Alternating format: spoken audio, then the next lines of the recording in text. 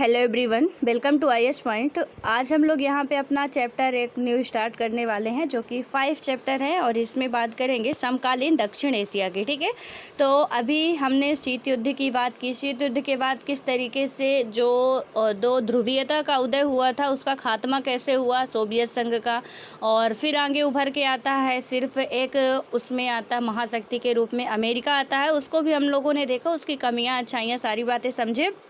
फिर उसके बाद आप देख रहे थे कि जो सोवियत संघ आसियान है आपका और एक है यूरोपीय संघ। ठीक है, तो इसके बारे में मैंने आपको कहा था कि आप लोग प्लीज़ इसकी नोट्स प्रिपेयर कर लीजिएगा और आई होप कि आप सभी लोग कर भी लिए होंगे। ठीक है, और मैंने आपसे कुछ क्वेश्चन पूछे थे तो उसका आंसर जो है गोपाल जी ने दिया, बिल्कुल सही था।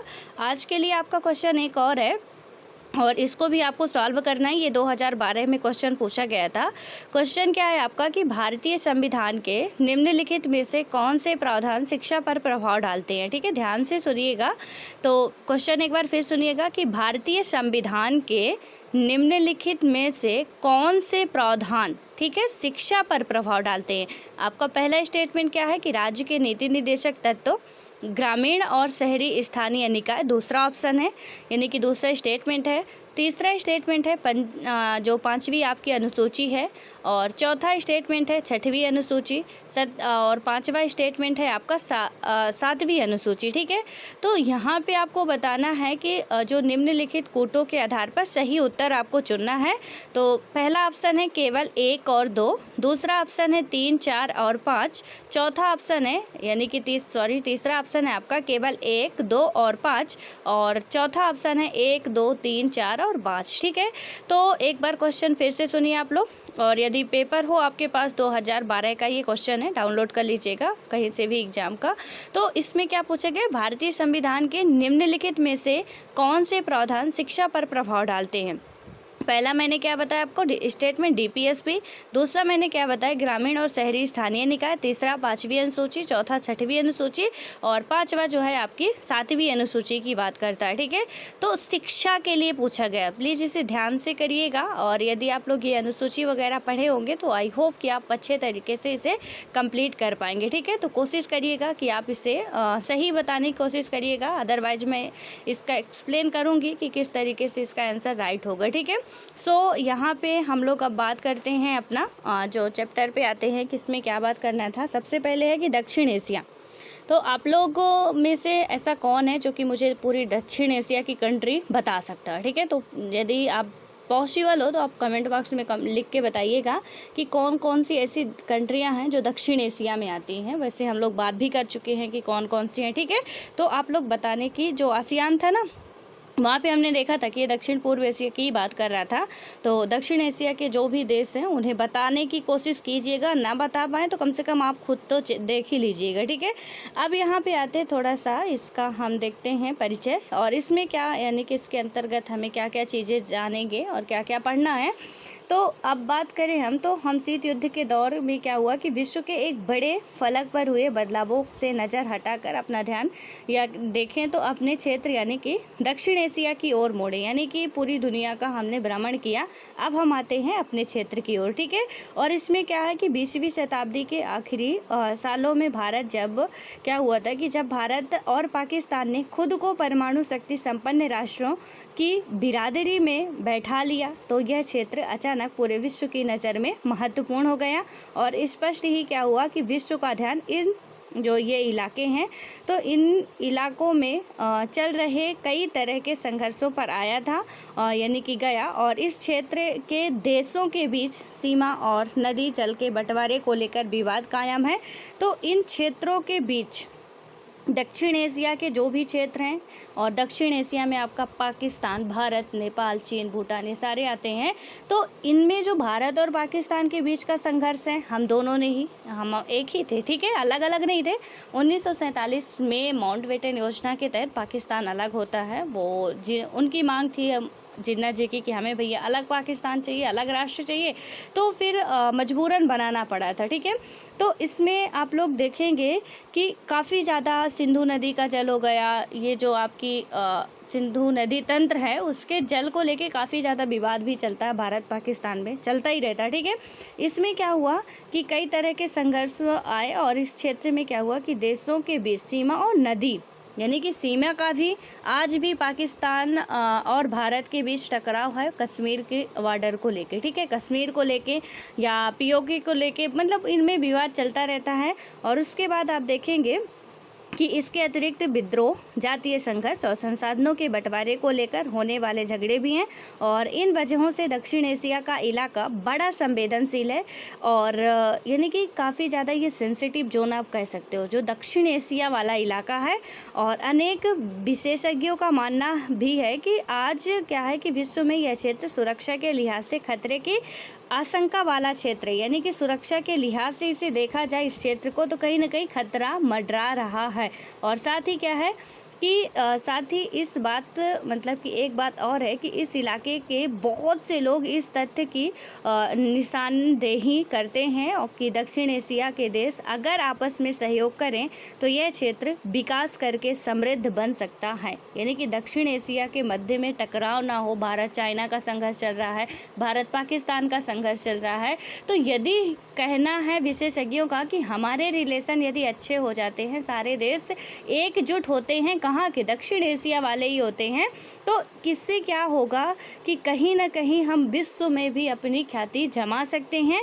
और इसके बाद यदि हम देखें कि ये क्षेत्र जो है विकास काफ़ी ज़्यादा कर सकता है। और इस अध्याय में हम दक्षिण एशिया के देशों के बीच मौजूद संघर्षों की प्रकृति और इन देशों के आपसी सहयोग को समझने की कोशिश करेंगे और दक्षिण एशिया के देशों की घरेलू राजनीति से इन झगड़ों या सहयोग का मिजाज तय होता है और अथवा क्या होगा कि यह है यानी कि वह इनके मूल में है। और इस वजह से अध्याय में हम लोग पूरा ये देखेंगे कि दक्षिण एशिया के बारे में पूरा परिचय इसका कि क्या क्या मतलब यहाँ पे क्या संघर्ष चल रहे हैं, क्या किसी हर राष्ट्र के साथ कैसे रिश्ते चल रहे हैं, ये सारी चीज़ें हम लोग देखने वाले हैं।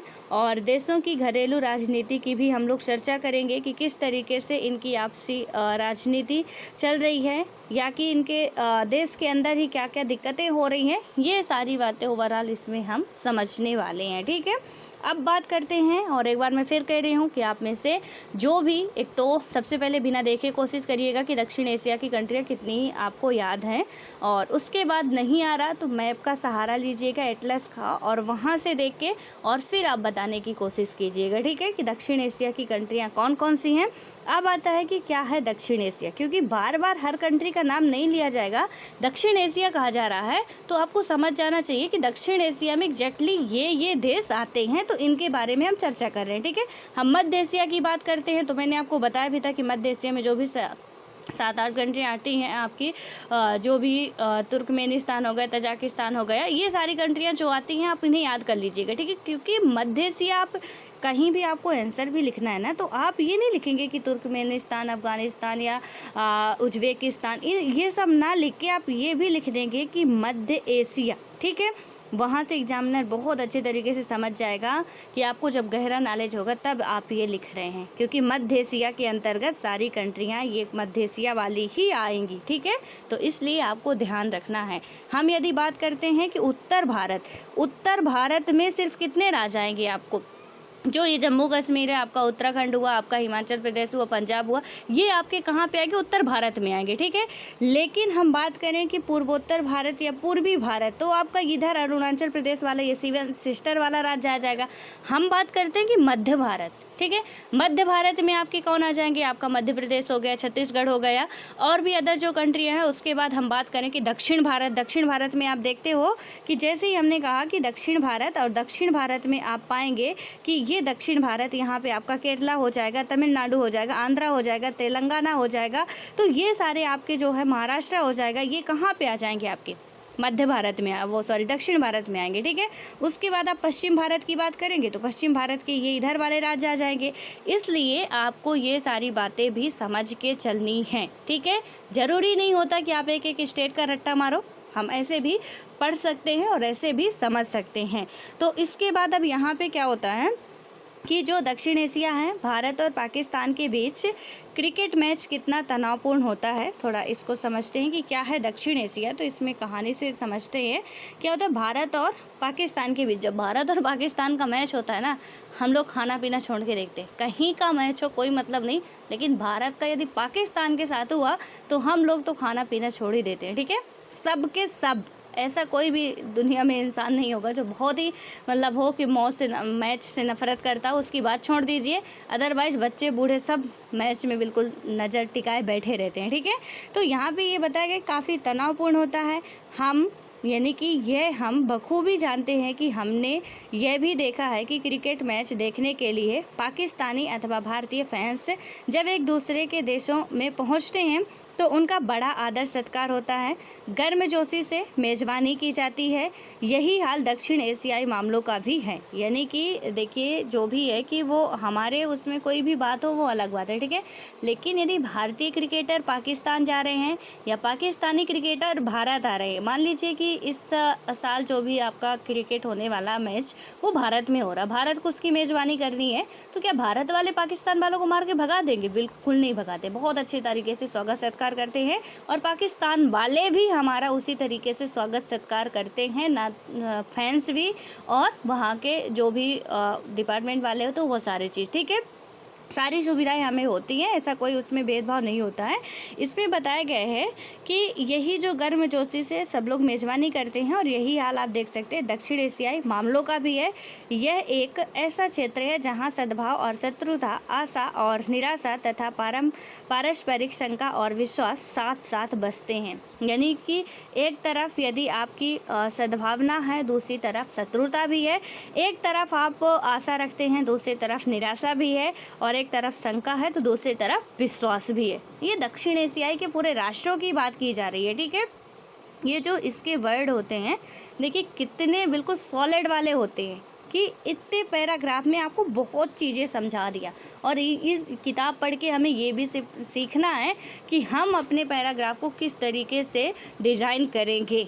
ठीक है, 150 वर्डों में हमें बहुत कुछ लिखना होता है, उन बहुत कुछ को हम इसी तरीके से लिखेंगे तभी समझ में आएगा।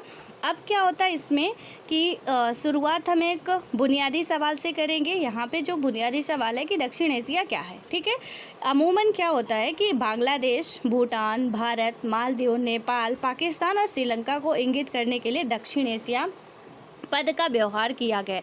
इसमें ध्यान रखिएगा चाइना का नाम अभी नहीं आया। ठीक है, तो एक एक शब्द को आपको ध्यान रखना, तभी मैं बोल रही हूँ कि आपको दक्षिण एशिया के राष्ट्र आप याद करिए कि कौन कौन से है। क्या बताया गया कि अमूमन आप देखेंगे आपका बांग्लादेश वाला एरिया हो गया, भूटान आप अभी आज एटलस पे ही वर्क करना है पॉलिटी से ज़्यादा कि भूटान के साथ अपने भारत की कौन कौन से राज्य सीमा साझा करते हैं। ठीक है, और उसके बाद आता है आपका जो है भारत भी आ गया, मालदीव भी आ गया, और भारत कितने देशों के साथ सीमा साझा करता है। अभी प्लीज़ आप एटलस खोल लीजिए, देखिए वहाँ पे कि जो भारत है वो कितनी कंट्रियों के साथ सीमा साझा करता है। उसके बाद मालदीव के बाद नेपाल के बाद पाकिस्तान, ये भारत के सारे पड़ोसी देश है। ठीक है, पाकिस्तान के बाद आपका आता है श्रीलंका।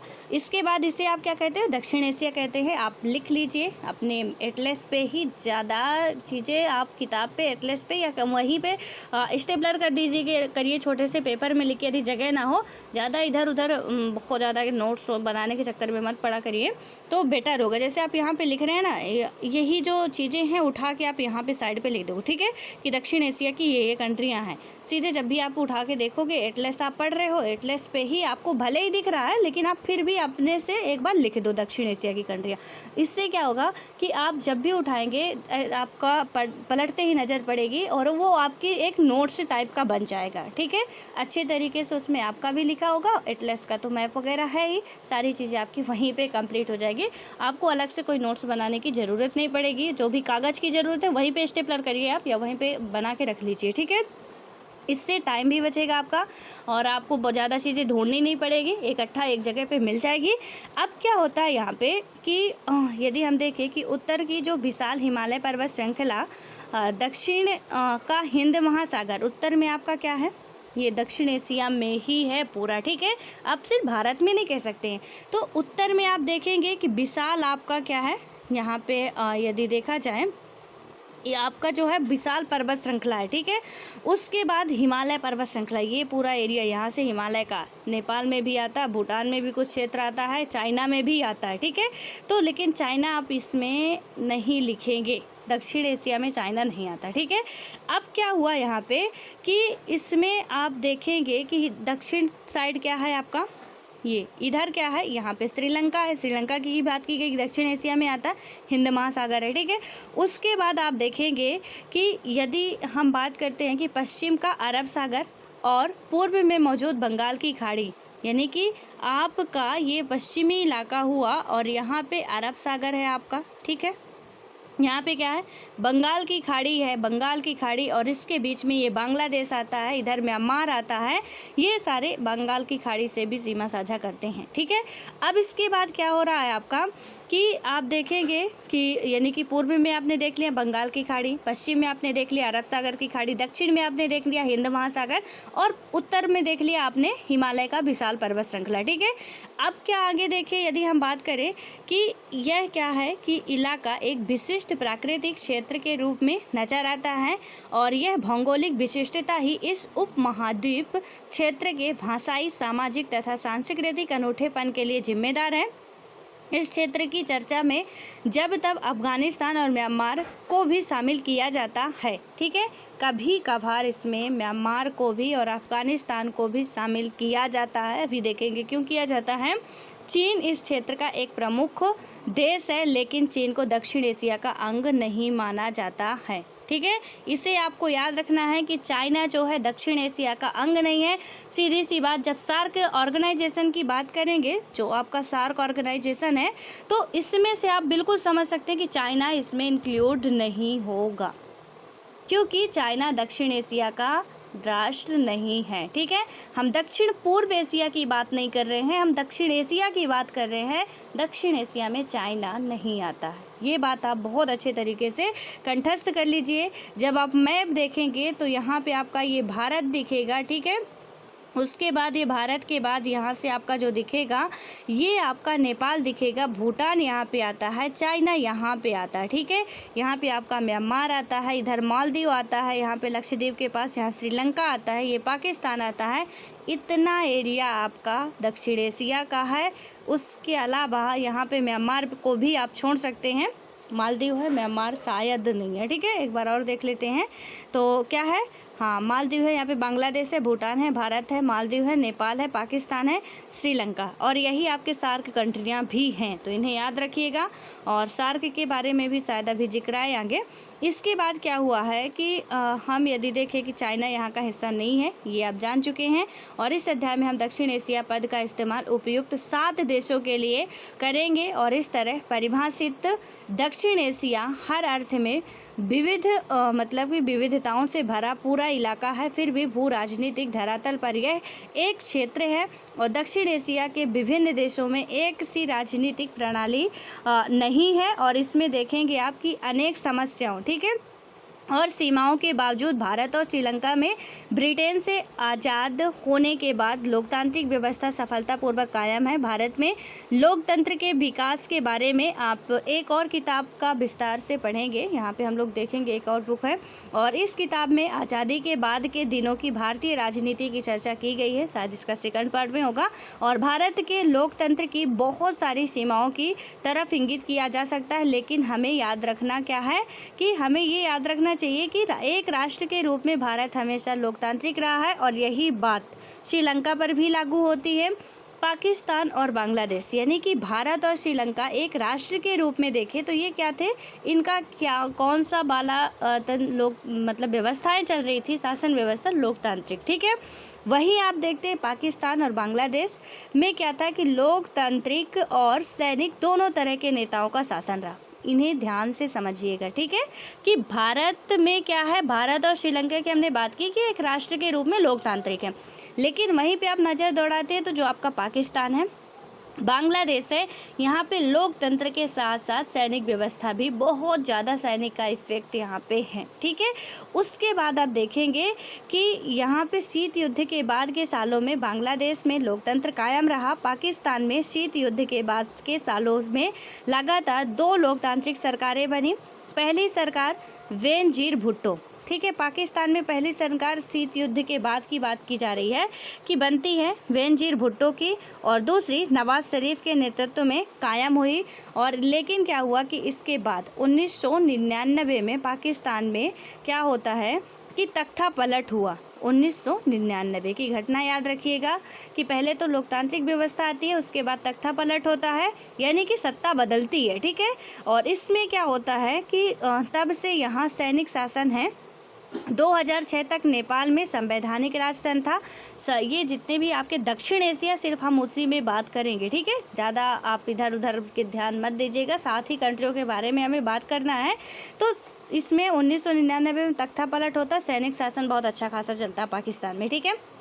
इमरान खान से भी ज़्यादा सैनिकों की चलती है यहाँ पे। अब इसके बाद क्या हुआ कि 2006 तक नेपाल में संवैधानिक तंत्र था, यानी राजतंत्र था, और इस बात का खतरा बराबर बना हुआ था कि राजा अपने हाथ में कार्यपालिका की सारी शक्तियाँ ले लेगा। तो लेकिन क्या हुआ कि 2006 में एक सफल जन विद्रोह हुआ और यहाँ लोकतंत्र की बहाली हुई और राजा की हैसियत ना के बराबर रह गई। ये नेपाल में कई बार ऐसा हुआ कि कभी लोकतंत्र, कभी राजा आए, कभी लोकतंत्र, कभी राजा आए, ठीक है। तो इसमें 2006 में क्या हुआ कि ऐसा लग तो रहा था कि राजा फिर से अब सत्ता अपने हाथों में हथिया लेंगे, लेकिन जन विद्रोह होते ही नेपाल की जो घटना है वो लोकतांत्रिक व्यवस्था में बदल जाती है। बांग्लादेश और नेपाल के अनुभवों के आधार पर हम कह सकते हैं कि पूरे दक्षिण एशिया में लोकतंत्र एक स्वीकृत मूल्य बन चला है। यानी कि ओवरऑल आप पूरे दक्षिण एशिया की यदि बात करें तो कुछ भी है, उठापटक जो भी चल रही है, एक आप देख सकते हैं कि लोकतांत्रिक ही यहाँ पे ये राज्य हैं, ठीक है। तो आप ये बात कर सकते हैं। और दक्षिण एशिया के 2 सबसे छोटे देशों में भी ऐसे ही बदलाव की बयार बह रही है, और भूटान में अब भी राजतंत्र है। यानी कि भूटान में अभी क्या है, अभी भी राजतंत्र है, लेकिन यहाँ के राजा ने भूटान में बहुदलीय लोकतंत्र स्थापित करने की योजना की शुरुआत की है। और दूसरा द्वीपीय देश मालदीव, जो द्वीपीय देश एक है मालदीव है। यहाँ पे क्या हुआ है कि द्वीप का मतलब थोड़ा सा पहले से समझ लीजिए, फिर समझाती हूँ। ये जो मालदीव है 1968 में क्या हुआ है कि 1968 तक यहाँ पे सल्तनत हुआ करता था, और 1968 में ये एक गणतंत्र बना और यहाँ शासन की अध्यक्षात्मक प्रणाली अपनाई गई है, ठीक है। और 2005 से क्या हुआ है कि 5 के जून में मालदीव की संसद में बहुदलीय प्रणाली को अपनाने के पक्ष में एक मत से मतदान किया गया।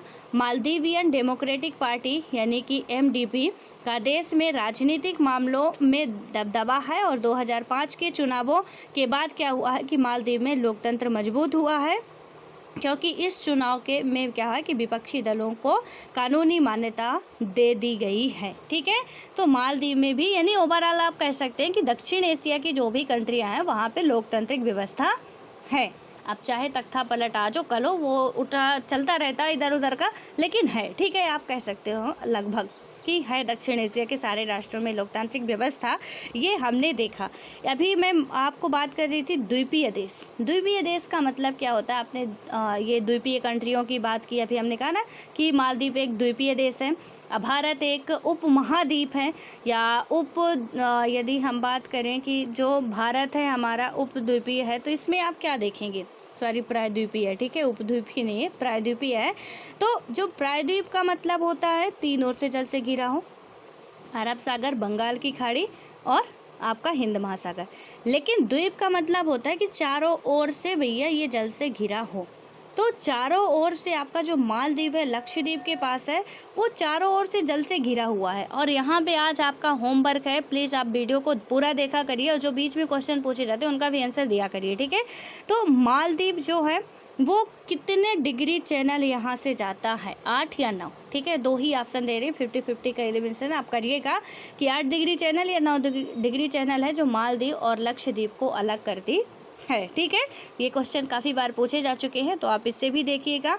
अब आते हैं हम आगे कि दक्षिण एशिया में क्या हुआ कि लोकतंत्र का रिकॉर्ड मिला जुला रहा, और इसके बावजूद क्या हुआ कि दक्षिण एशियाई देशों की जनता लोकतंत्र की आकांक्षाओं में सहयोगी है। और इस क्षेत्र में के 5 बड़े देशों में हाल ही में एक सर्वेक्षण किया गया था, और सर्वेक्षण से ये बात जाहिर हुई कि इन 5 देशों में लोकतंत्र को व्यापक जन समर्थन हासिल है, और इन देशों में हर वर्ग और धर्म के आम नागरिक लोकतंत्र को अच्छा मानते हैं और प्रतिनिधित्व मूलक लोकतंत्र की संस्था का समर्थन करते हैं।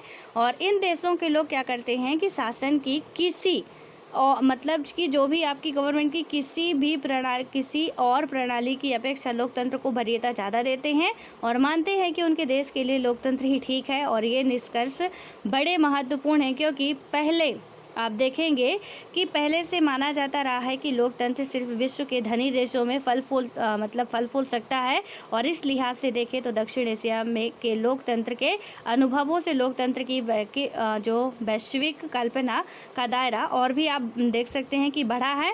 और अब बात करते हैं हम लोग यहाँ पे कि हम देखें कि यदि भारत को छोड़कर दक्षिण एशिया के अन्य 4 देशों यानी कि जो बड़े देश हैं, ठीक है, कि बड़े देशों में लोकतंत्र का अनुभव कैसा रहा है, इसके बारे में यदि हम चर्चा करें तो आप देख पाएंगे यहाँ पे जो बड़े कंट्रियाँ हैं, ठीक है, अभी बड़ी कंट्रियों की बात हो रही है, छोटी कंट्रियाँ भी आप लोग समझ चुके हैं।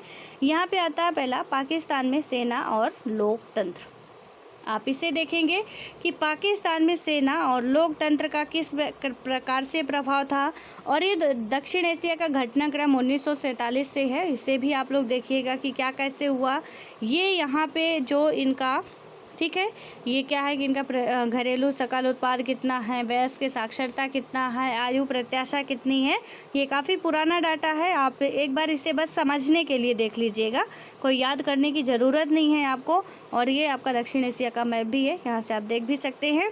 लेकिन सबसे अच्छा है कि आप एटलस पे अपने देखिए, इसमें बुक में शायद उतना बेहतर तरीके से ना दिखाया गया हो। और इसके बाद हम लोग इसको अपना कल करेंगे, ठीक है। तो ये भी जो है नेक्स्ट वीडियो से ही स्टार्ट करेंगे, पूरा जितना भी है सब कुछ डिटेल से समझेंगे क्या कैसे हुआ है। और आप लोगों को भी ध्यान से समझना है पाकिस्तान के बारे में, बांग्लादेश के बारे में, नेपाल के बारे में, भूटान के बारे में। और प्लीज़ प्लीज़ प्लीज़ रट लीजिएगा आपकी जो सार्क कंट्रियां हैं, बेहतर होगा कि आप सार्क का क्या करें यहाँ पे कि सार्क के जितने भी राष्ट्र हैं या सार्क के बारे में ही पूरा पढ़ लीजिए। हालांकि मैं आपको इससे पहले भी बोल चुकी हूँ एंड आप पढ़ चुके होंगे तो आपका वो पूरा रिवाइज हो जाएगा। तो सार्क में भी 8 कंट्रियाँ आती हैं, ठीक है। इसमें 7 कंट्रियों की बात की गई है शायद, उसमें मुझे कंफर्म नहीं है। 8 कंट्रियाँ आती हैं, आप देख लीजिएगा, आप इससे पूरा पढ़ लीजिएगा। ये दक्षिण एशिया के लिए ही बनाया गया था, इसलिए आपको पढ़ना ज़रूरी है। और फिर मिलते हैं कल नेक्स्ट वीडियो में। और जितने भी क्वेश्चन आपसे पूछे जाते हैं प्लीज़ वीडियो को एंड तक देखा करिए, आपके लिए फ़ायदा है, मेरे लिए तो आप देखेंगे तो भी और नहीं देखेंगे तो भी कोई बात नहीं, ठीक है। तो आप देखेंगे तो अच्छा होगा और थोड़ा मेरी मेहनत मतलब रंग लाएगी, ऐसा हो सकता है। अदरवाइज़ ऐसी कोई ज़बरदस्ती नहीं है कि आप देखें ही, बट हाँ आप खुद से भी पढ़ सकते हैं, तो पढ़िए बेहतर तरीके से और जो भी आप चाहते हैं उसे पाने की ज़रूर कोशिश करिए, क्योंकि हमें अपना 100% देना चाहिए। बाद में रिजल्ट आना ना आना वो बात की बात है, ठीक है। So all the best.